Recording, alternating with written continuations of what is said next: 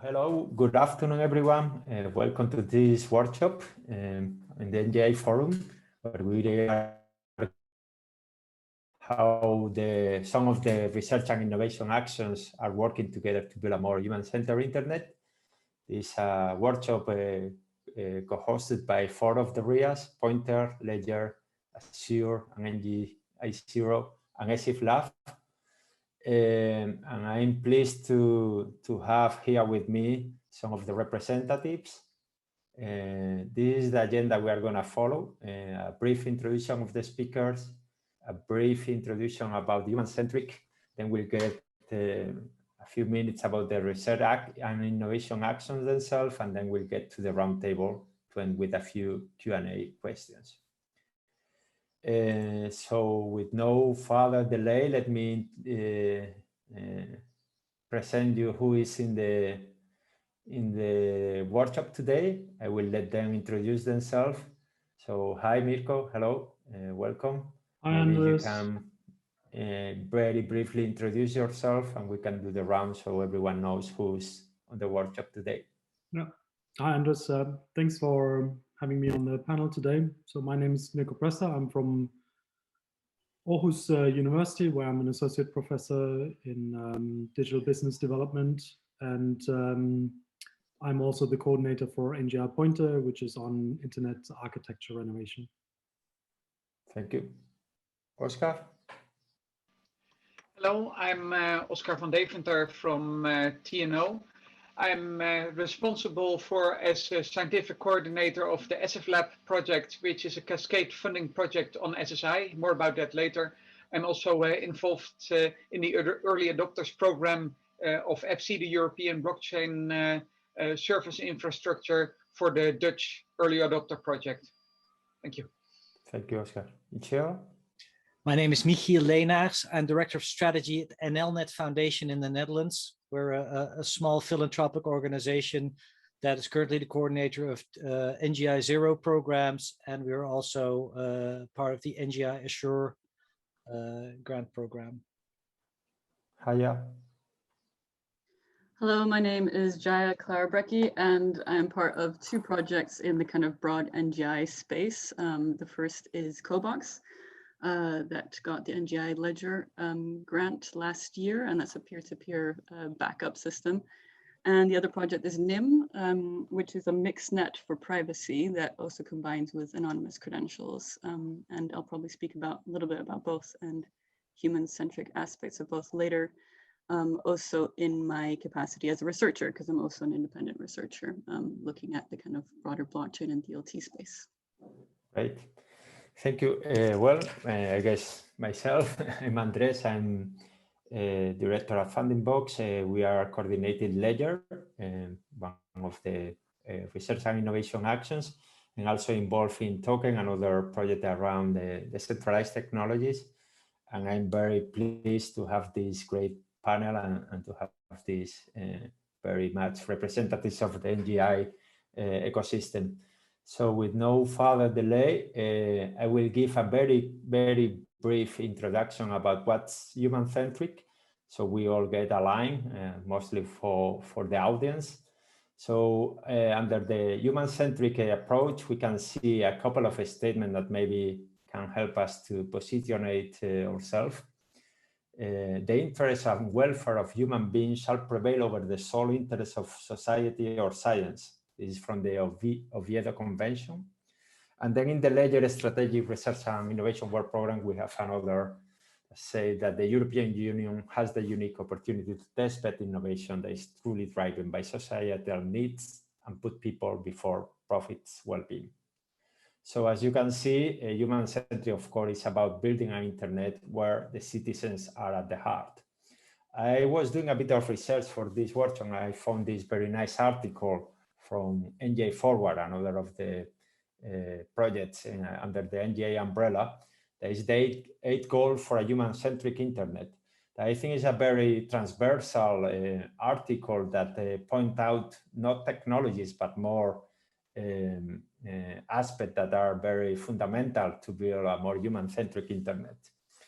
I won't go into the details, but basically we are talking here about overcoming fake news about how decentralized internet could be very helpful to bring citizens back to control their data. The constant issues that are around personal data, mostly the Cambridge Analytica is the main one that sounds to everyone. To build a sustainable and climate-friendly internet, where we have, for example, Bitcoin that is consuming the energy of Sweden in the mining.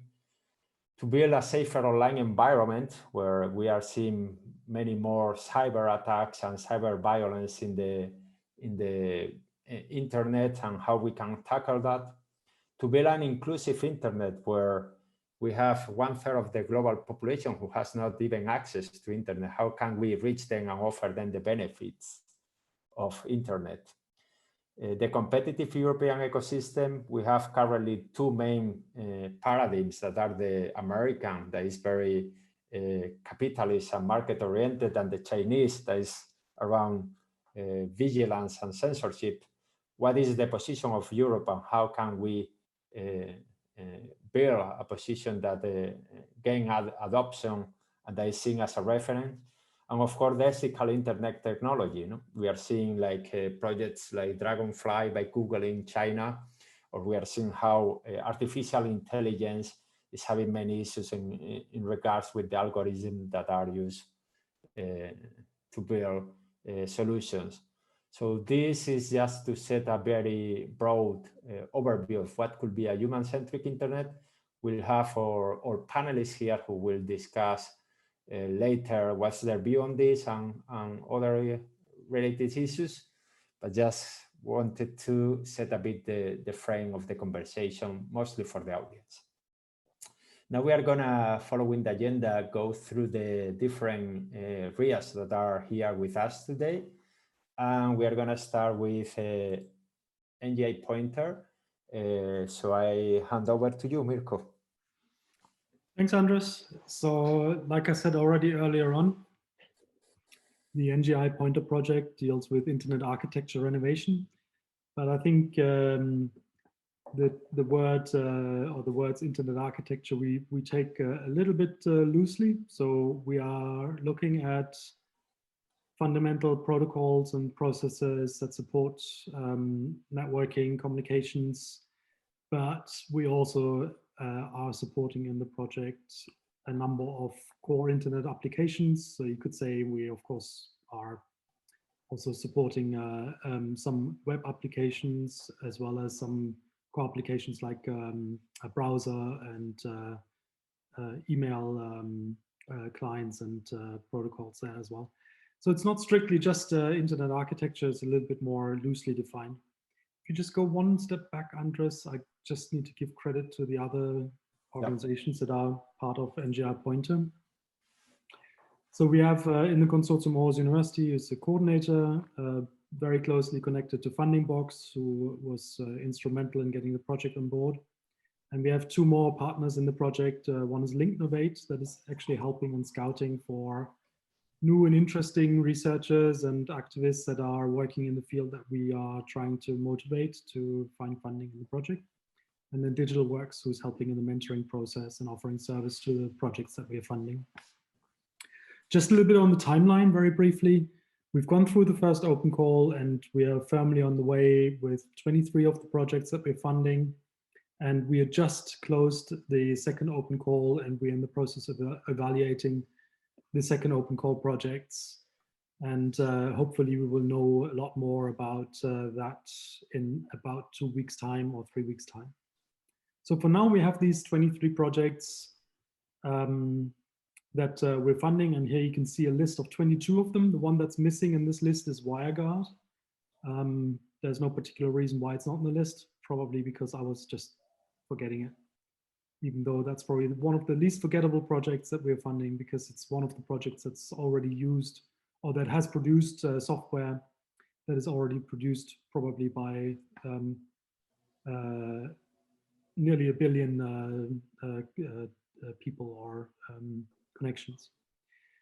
A lot of the projects that we're funding actually have, or quite a proportion of the projects that we're funding have actually pedigree in the NGI. So Michiel probably knows some of the names that are listed on this slide. Because they were funded through one of the NGI projects that NLNet was supporting, or NLNet overall is supporting already, and then we taking over from there and providing a slightly larger grant, usually to scale them up a little bit and help them a little bit more on the way. So like I said, we funded a number of core internet applications, like you can see Letters and Light Meter that work mainly sort of in email infrastructures. But there's also Next, which is a browser. We have a few projects in identity, virtualization, something maybe on tools, but the majority of the projects that we're funding are layer 2 and 3 projects, so transport and network layer, sometimes related more to security. That's why those are sort of taken out to the side. And then we have a number of other projects that look more at privacy by design communication protocols, you could say, or some sort of new paradigms in that sense. That wrap a number of protocols like IPFS or something like this into a communication infrastructure. This could include Peergos, Scuttlebutt, and Carusa as well, that also have made pitches in the main session, and you can vote for, of course. And then we have a number of new ideas and paradigms that didn't really fit any of the other concepts. So there we have as highlights maybe the two that people know might be Solid and Scion, which we already discussed in some of the sessions this morning, and will also be picked up, I think, at other sessions along the NGI forum conversations. So if you want to know a little bit more about it, there's ngipointer.ngi.eu, and you can find NGI architects there, and you can find a little piece about each one of them in a document. And there will be more information also coming along on the website and the community as well. I think that was pretty much it, what I wanted to talk about. Andres? Okay, thank you, Mirko. Okay, yeah, you have your email just in case, the URL. And then I will introduce Ledger. Ledger is the real name of the project, is Decentralized Data Governance for the Next Generation Internet. We are 3 partners. We are Funding Box, leading the project, Dine, bringing mostly their technical knowledge, and Blue Morpho that is bringing more the business side to the projects. When we talk about Ledger, we are talking about the 3 main aspects that we could summarize. We intend to preserve citizens' control over their data. So we are funding 34 projects that will build MVPs to create new models related with citizens retaining their own data. We are mostly focused on promoting decentralized technologies to reach this, such as blockchain, DLT, peer-to-peer, and more. At the end, to ensure, again, data sovereignty and eliminate concentration of data. So basically, we are support core values as privacy by design, decentralized data governance, trustworthiness, reliability, and openness. When we see a bit about the human-centered values of Ledger, we come back to the same principles. No? We see that right now, a few platforms mostly retain all the data, and the idea is to push and promote innovation to revert this situation and to make that citizens get back to manage and control their data. We are, as I say, supporting 34 projects. We just got the last batch of projects selected with 9 additional projects. Among them, we have Cobox and NIM, the 2 projects that our colleague Yaya is representing here today. And last but not least, maybe this is also relevant for us.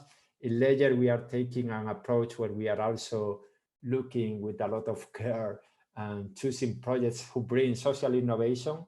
So it's technology, but we are also caring a lot about how this innovation could improve citizens' status. No, for example, we are supporting Global Passport. There is a project for immigrants.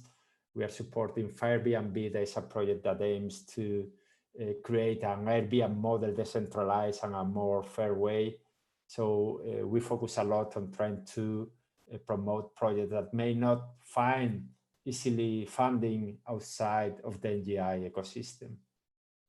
Last but not least, I have included this slide that is very obvious, and it's not an NGI ledger, but an NGI thing. That is the open source approach, and I like this slide where on the left hand side we have the proprietary creation model, and on the right hand side what is called the semiotic square of virtuous creation. A bit of a sophisticated name to say that sharing before appropriation should be the way forward, is what the open software is doing. But we'll talk about that later in the roundtable probably. And that's it from me. If you want to know more, this is our site, ledgerproject.eu. And now I'm gonna turn on to give the floor to Oskar. I will switch the slides. Or you want Oskar to share yourself?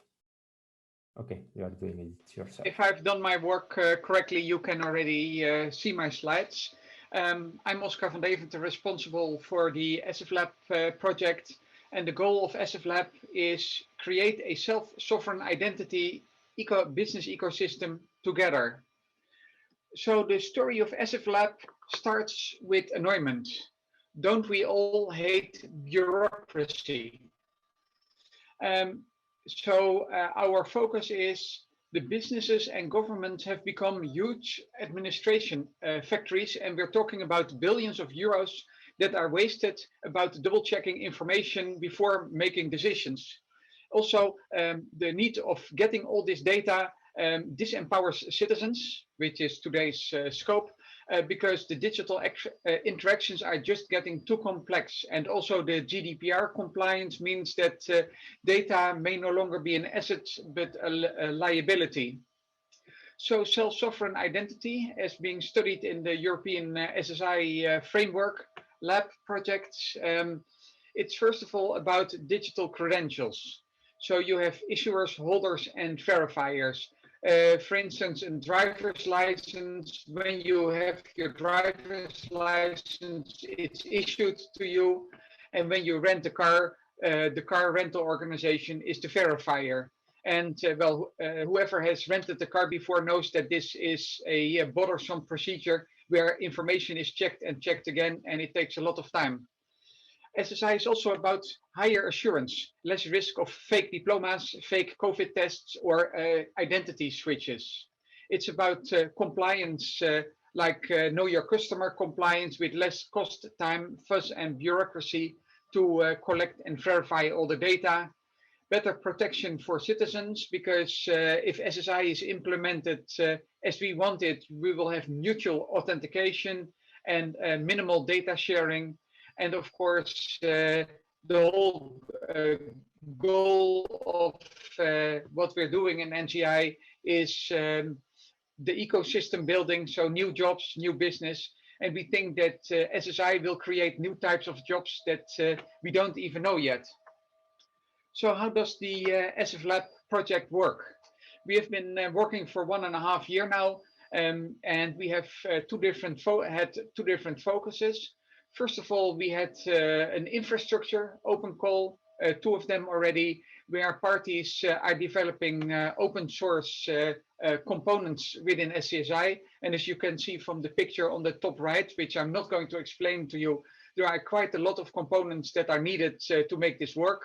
And the important thing that people from the infrastructure open call are doing is interoperability testing. So they make different implementations, different functionalities, and they make sure that they work together. And we have about 10 different interoperability projects, varying from eIDAS compliance, DIT interactions, backup of verifiable credentials, and plenty more. Then on your bottom left, you see the second or the first business-oriented call. where we're talking about the commercial creation of generic SSI software and services. So these are startups and SMEs, and they get business mentoring from one of our partners, Blue Morpho, to not only build some beautiful products, but make products that the market is looking for, also as part of that ecosystem building. And just last week, we opened our final business-oriented call number 2, where we are inviting parties, including yourself, to come with proposals to apply these components to develop assurance communities where issuers, holders, and verifiers work together, agree about schemas, and save a lot of time and money to their stakeholders. And we focus on health technology, e-government, education, but there's also an open disruptive innovation track for any other things. So surprise us. Anyway, please go to sflab.eu to see more about how to apply to our open calls. Deadline is 7 July. And now getting to the human-centric aspect. So self-sovereign identity, as we are studying it in Sflab, it's about personal information that no longer needs to be shared behind the citizen's back, because it's the citizen that shares it, no behind the curtains data exchanges. Also, a citizen runs less risk from data breaches, because you don't need to necessarily store the data, but only store that you have evidence that you have verified the data. I already mentioned the mutual authentication. To identify that is a phishing website, who's behind that website. And if SSI is implemented according to our vision, all authentications will be mutual. The issue of guardianship delegation is another one. Many citizens are not able to share data themselves because they're handicapped, because they're illiterate. And at this moment, the default solution is sharing passwords. And once we have proper solutions for that, sharing passwords is no longer needed. Purpose binding, GDPR, I mentioned already. And finally, protection against data guzzling 800-pound gorillas that ask you for all your information, and you can only choose between sharing your precious information or getting denied service. And also here, if you're interested about that last one, I have a link here, but you can also search for TNO, Verify the Verifier, for more explanation about this. So this part is about the Sflab project, very brief. I have one more slide that's just to put your attention. At this moment, there are many assurance communities started, letters started, and all of them exist in parallel. For instance, in the self-sovereign identity realm, we not only have the sovereign blockchain, but we also have the European EPSI blockchain, and we have many national and local blockchains. And there is the Network of Networks initiative, which is networkofnetworks.net, very easy to remember, where we are having a collaboration to study how all these various assurance communities can collaborate, how these blockchains can interoperate with each other. And then, of course, please apply for your Sflab funding through the website sflab.eu. Thank you. Thank you, Oskar. So I think we are missing Michiel. So I will try to share my screen and show his presentation.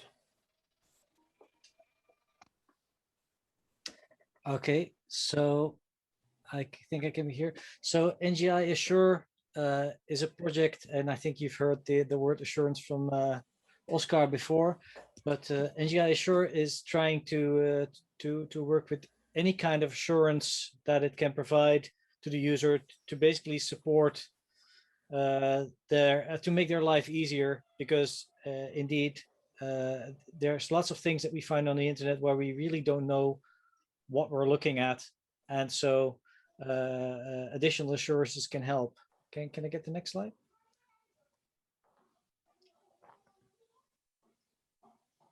Page down or something like that.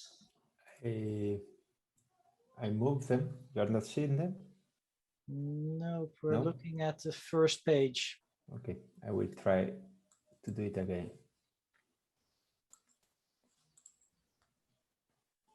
Do you see it now? Yeah. So I mean, this all fits into the bigger NGI vision, where we want to bring out the best of all of us, and so we should also take into account that not everybody is a PhD in computer security, and so we want to make it easier for people to get the right thing done. Next slide. So NGI Assure is quite a simple formula. You come to us, you yell what you want to do, and the project gets reviewed. Currently, we have 13 projects from 7 countries and about €500,000 allocated. We just got started. The next deadline is June 1st, and we will have back-to-back bi-monthly open calls. And if you go to nlnet.nl/assure or to assure.ngi.eu, you will find a whole list of all kinds of interesting technologies that can provide such assurances. And if you're working on one of those, by all means, look at the open call. It's a very lightweight, simple procedure to apply just a single form. And we look forward to your applications. Next slide. So if you're not into this particular part of technology, but you're interested in other things, for instance, search, discovery, and discoverability, there's still your final opportunities to submit a project there. But that's a more mature project that has been running for over 2 years now. So there's already 114 ongoing projects, and it has a sister called PET, which has 151 ongoing projects. And when you go to the website from NLNet, you'll read more about it and see the kind of projects that fit within the portfolio. Okay, I think I'll stick with this, Andres, because we have so much to discuss and so little time left. Okay, so wish. All right. Okay, thank you, Michiel. So I think this brings us to the roundtable. Let me just stop the presentation mode. Okay. Just to remember to the audience, my colleague shared in the chat the NGI community that you may want to join if you haven't.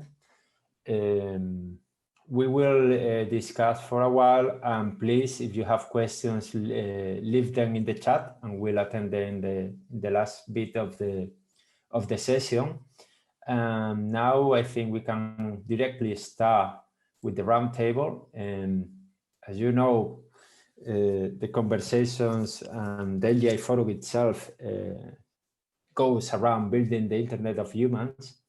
The idea of this workshop was to explore and discuss a bit how is being built this Internet of Humans by the support of the research and innovation actions.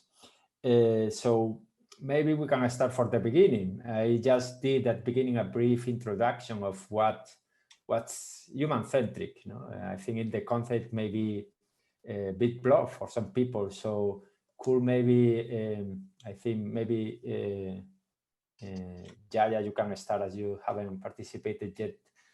What's your view on what's human-centric, and maybe in your case, how you are approaching it from the projects you are involved in? Yeah, absolutely. As I mentioned, I'm working on 2 different projects, and when it comes to human-centricness, they're quite different in their nature. But I think that brings up one of the main points that I would like to make, which is that humans are very different, right?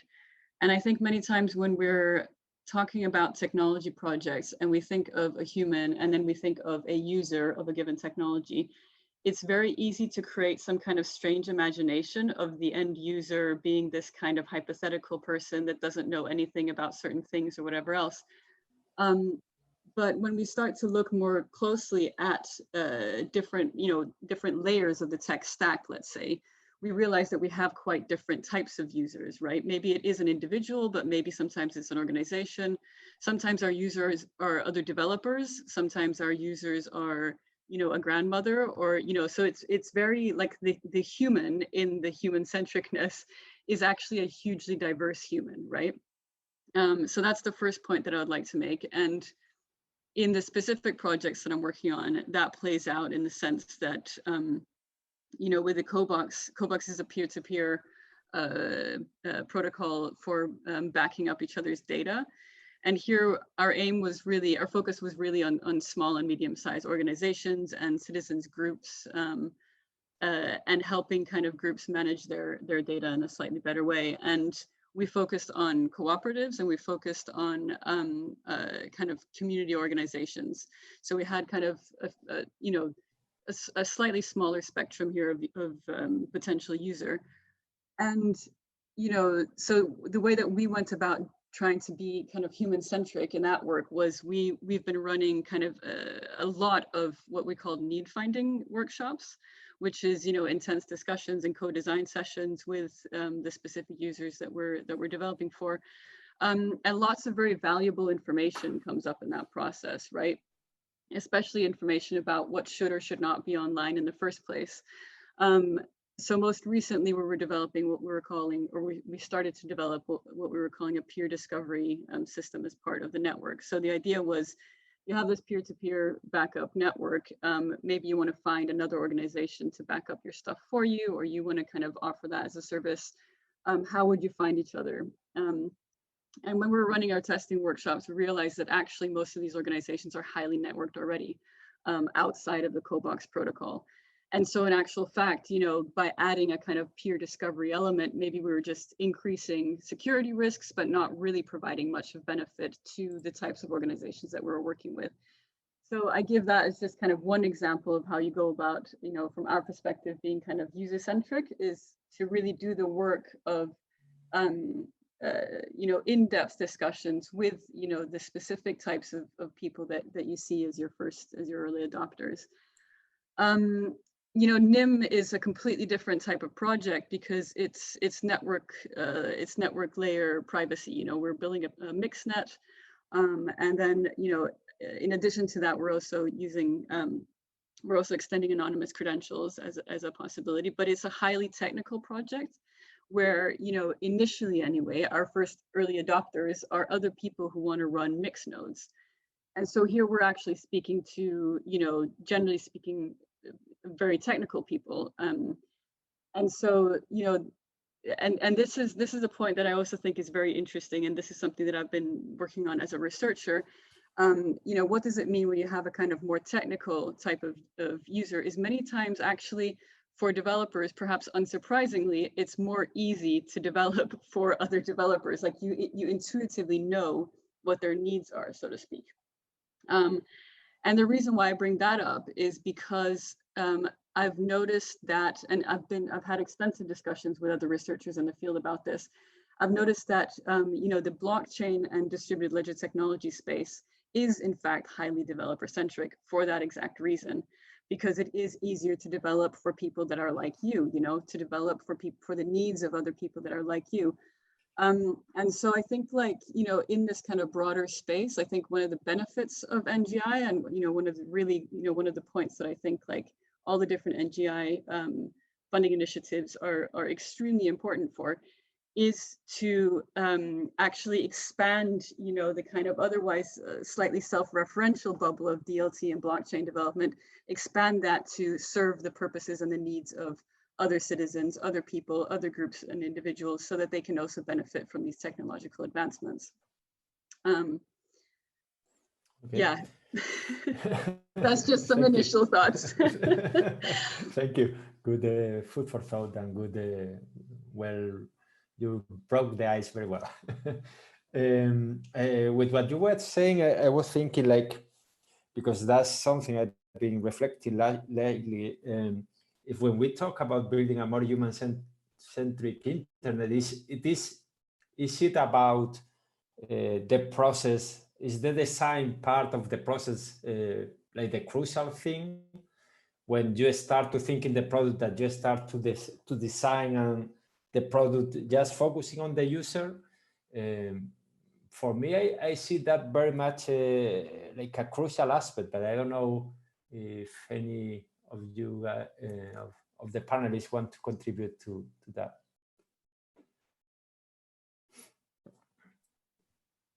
I'm happy to contribute. I think it's very interesting, Jaya, what you talk about these two types of projects and how you approach some of it. I mean, when we're looking at internet services in general, I think we all agree that UX always wins.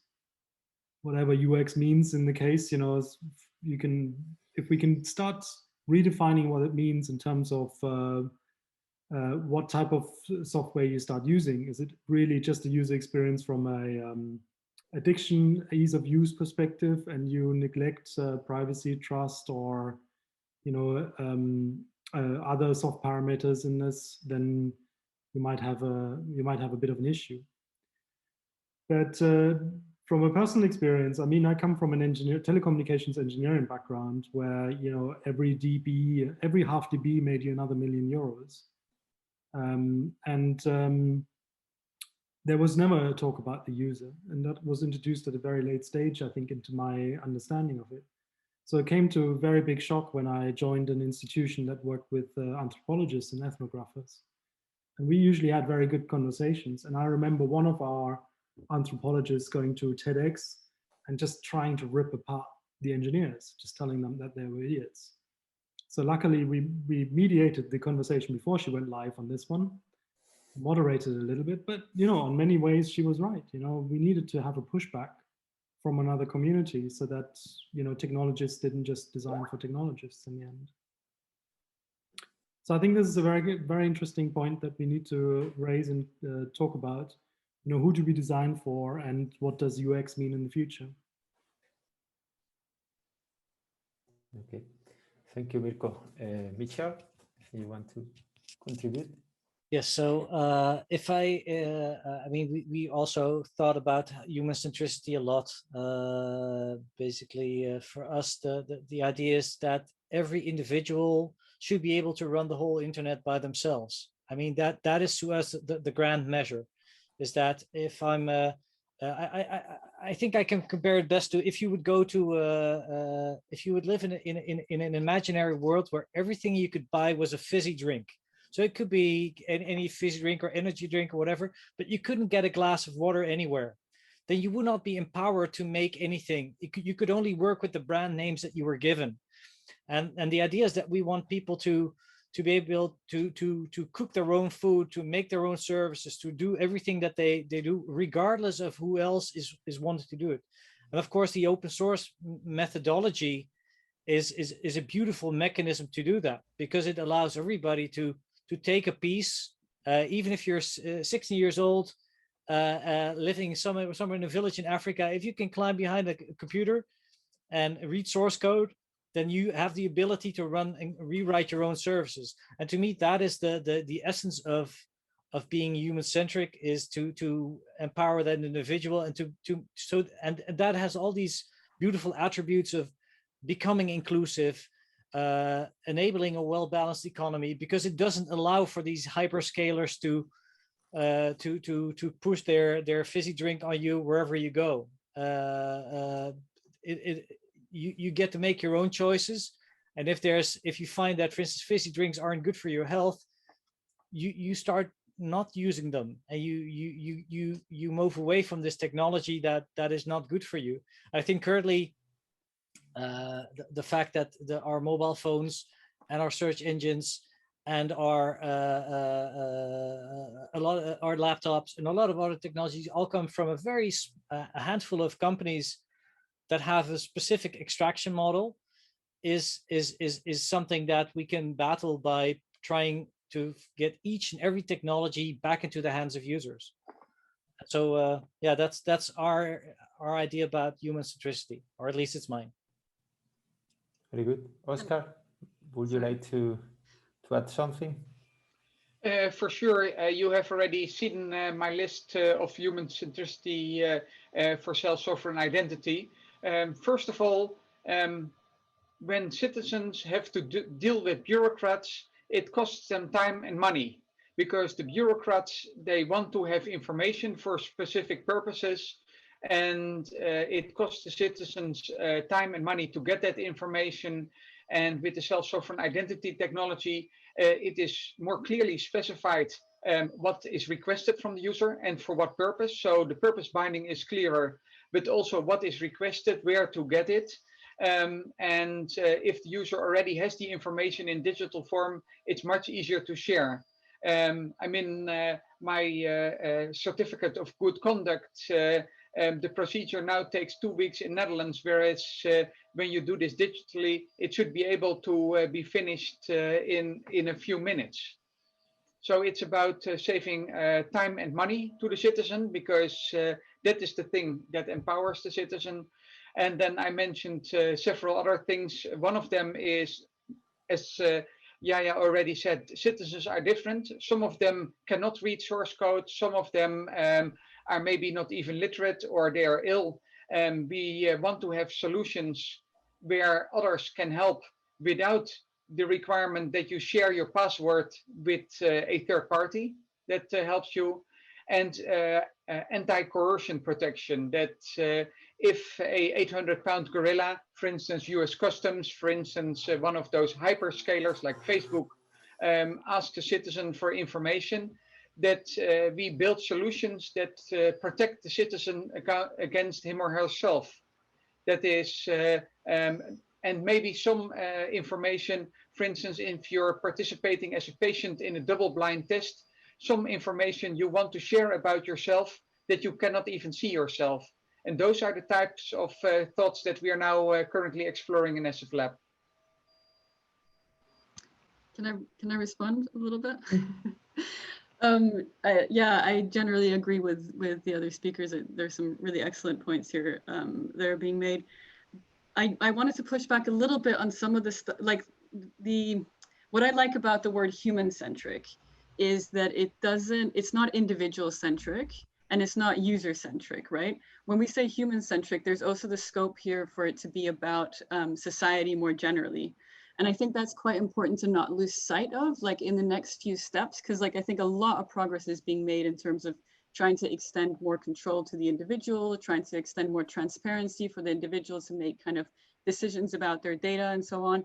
But understanding what needs to be addressed at the level of individual and what are the kind of societal questions that we need to understand in order to make internet and digital systems like human-centric rather than just individual-centric, I think is going to be very important going forward. And I think, to me, privacy, and especially privacy in relation to machine learning algorithms, is one of the big questions. Okay, thank you. Maybe I wanted to challenge Michiel, because I really like your concept and your idea about the human centricity, but it's not, you think what you are proposing is not for all citizens, it's just for the people who has the capacities to write or read code or work with code. So do you think it is inclusive enough, that approach? So first of all, I think just like counting is not for everyone, because there's people with dyscalculia, but the fact that we get the numbers, that we get a receipt and we can count and we can ask somebody else to do it and can help us. I think, and it's also possible to learn. And I'm not saying that the solution is for everybody. I'm saying that society is organized, indeed, as Jaya clearly said, in a social way, where we can, as groups. I think that pretty much everybody here has helped in this room, has helped their parents to do something with their computer or their neighbor, and it's the people that have the capacity, also have the sort of the moral obligation to help out. But the fact that I can do so much better with technology, that I can tweak and bend than with call Apple because Apple says no. So it's for me it's the ability for us as not just individuals but as collectives of people with lesser and more capabilities and people with more and less time and people with more or less money to benefit from it and not say we have a yuppie solution for the rich people and we have all the rest of the people get to eat dog food and have to succumb to 24/7 monitoring by a tech company or something. Okay, thank you. Maybe we can go on a bit with another topic, a bit related to our own RIAs. No? Maybe you have any example of some of your beneficiaries or something you have done in your program that you may say, okay, this is a great example of a human-centric approach. Could you maybe, Mirko, tell us about some examples or some aspect of your RIA or your beneficiaries that you should highlight as a good example of human centricity approach? I think I'm probably in a more difficult boat, but more fundamental perspective on human centricity because we're building some of the foundational protocols or architectural components. So we work a lot with uptake of new protocols or development of new protocols if you want to. So if we're looking at email, for instance, we have a project on JMAP. But I think the one that will have maybe the largest impact is working together with WireGuard. And this is sort of pieces of software that it's a whole suite of different things. So it's not one specific application, service, or protocol that is there. It's a set of protocols that are supporting a number of VPN possibilities, for people to create a more secure and trusted environment for them.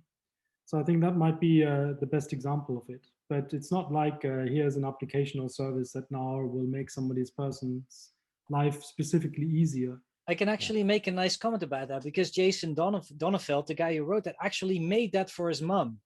So the great story is that he needed to get something on her computer and he couldn't get behind the firewall at her home. So he used some code that he'd written to exfiltrate some data in his security research work, and basically adapted it and made it to something useful. I think that's indeed a really great use case of benefiting from the highly technical skills to do something really dumb, like help your mom fix something on her computer. I think that's a wonderful anecdote. Is that, Michiel, is that documented somewhere?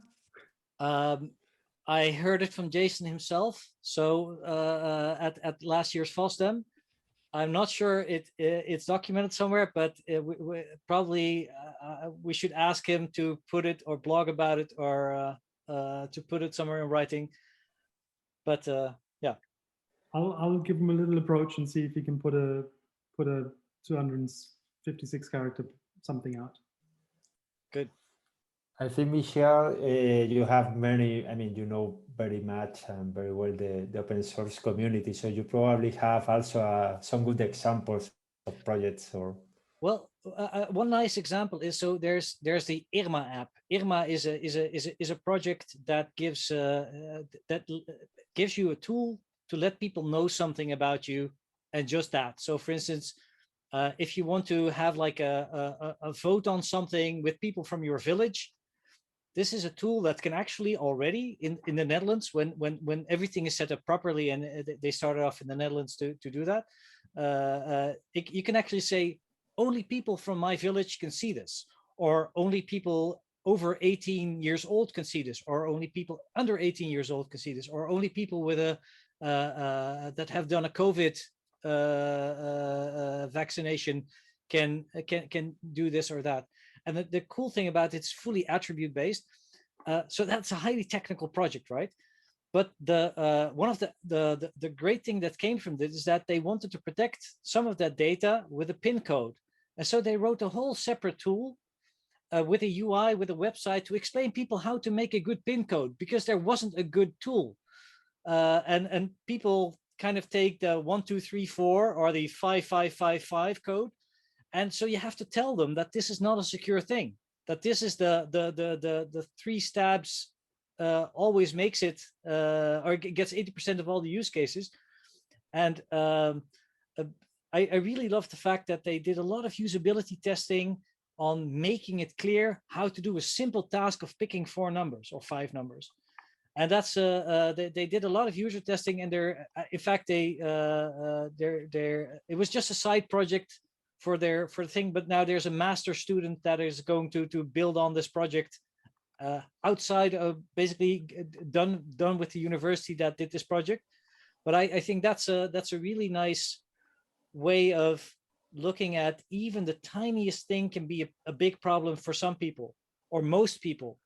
And we can discourage people to write their password in a note under the keyboard.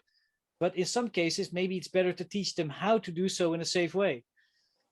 It's thinking about the little details and the entry point and making it into a low-level, secure way of doing these things. Yeah, that's one example that sprang to mind. Okay, thank you very much. Oskar, what about the eSSIF-LAB? Because we all know that self-sovereign identity is a very big topic, but some people say that the technology is a bit immature yet. But what's your view, and do you have any example that is already making an impact? COVID-19. It's fairly simple. I mean, this year and last year has been a breakthrough for COVID-19. For the technology to prove that you are negative on tests and that you're vaccinated. And at this moment, there are many solutions being developed for COVID-19 tests. And of course, many of them are still old school centralistic. But what we are seeing is, for instance, the Green Health Pass, the COVID-19 credentials initiative, of which I'm, by the way, co-founder. A lot of things are happening, and gradually it's breaking through that citizens should be able to prove something about themselves without being dependent on a centralized system of some third party. So if I show you my vaccination, there is no need that my government knows where I'm going, because they are the one that happen to have vaccinated me. And we see that this is gradually getting through. Of course, still most of the COVID-19 proof solutions or the credentials, they are not based on verifiable credentials, and they use still centralized systems. But this is a place where I'm seeing a breakthrough right now. Okay, thank you very much. Maybe Yaya, as you have gone through Ledger, according to your experience, did you have any highlights regarding the human centricity of the program? There was anything that you would like to highlight as maybe what it was done well and was helpful to take a human-centric approach when you went through the program? Well, I think the experience that we had, I think what was very interesting about the Ledger funding process was that there was it kind of held back on rushing quickly towards just building solutions.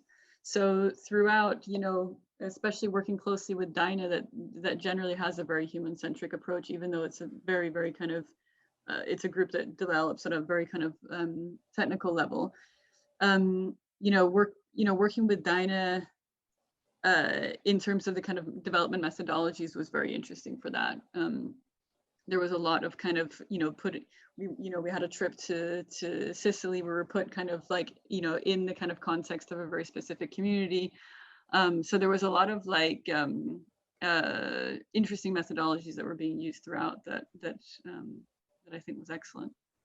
Okay, thank you. Yeah, for me also, one of the highlights was Sicily. Indeed, I was also reflecting about that. No, we are talking about human centricity. I guess to be human centric, it means that we get together. One thing that is not we are not being able to do in the last year, what is not probably the right thing to build human-centric solutions. But yeah, that bootcamp in Sicily was one of the highlights from me for Leia. Okay, we are almost running out of time, and I see the chat. There is a lot of conversations. I think there are a few questions. I don't know, my colleague Marina, if you have spot any of those, because if not, I would suggest that you rewrite it so I can read it in the chat at the end, because the conversation is a bit broad.